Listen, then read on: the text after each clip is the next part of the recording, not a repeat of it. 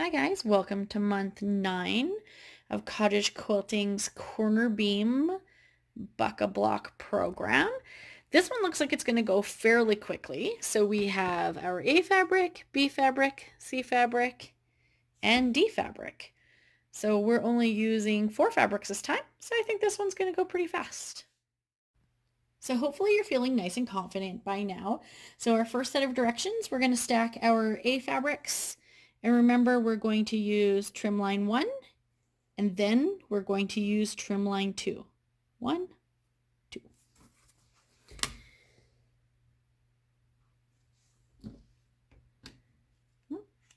Blade out. 1.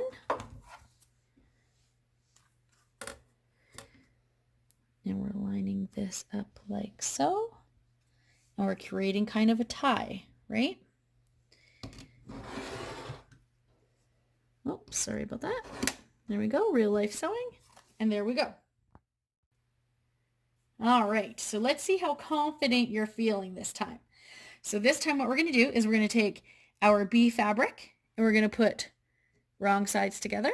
And then we're going to take our C fabric, right sides together, and we're going to stack them on top of each other.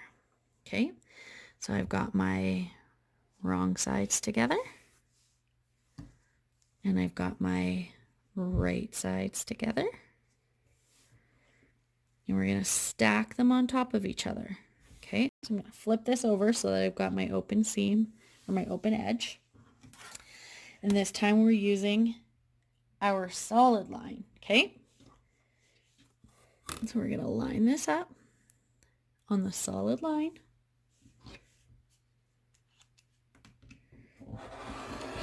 We're going to cut. I'm going to move these over slightly. I'm going to rotate my ruler to this solid line right here and this seam line right here. I'm going to place these on here like so. I love this cut because there's so little waste right here. And look how fast and efficient we are. And we've cut all of those together in like 2 cuts. So now we just want to follow the directions.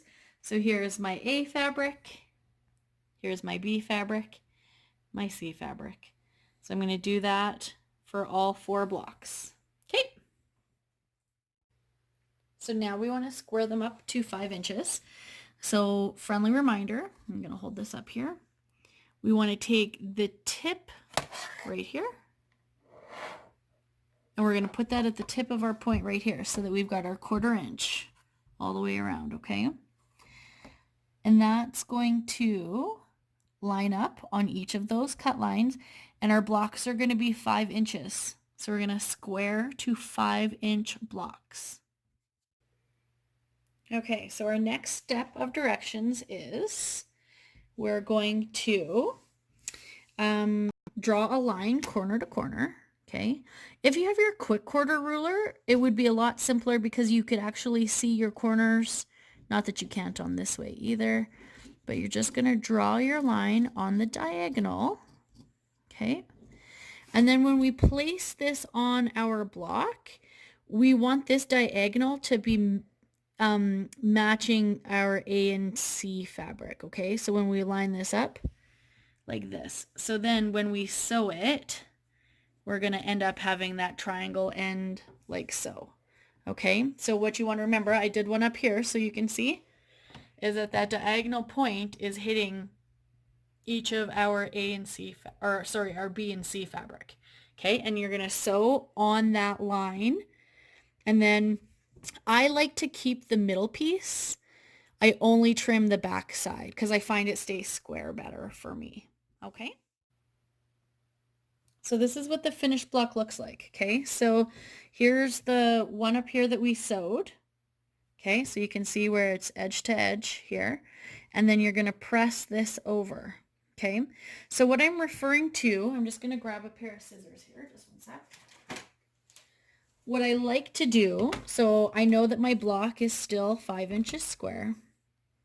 Okay, 5 inches square. What I like to do is I want to get rid of some of that bulk. So I find it easier to cut away this middle piece. So all I do is I fold these two pieces over and then I trim it down. This is a step that you don't have to do, but more times than not I do, truthfully.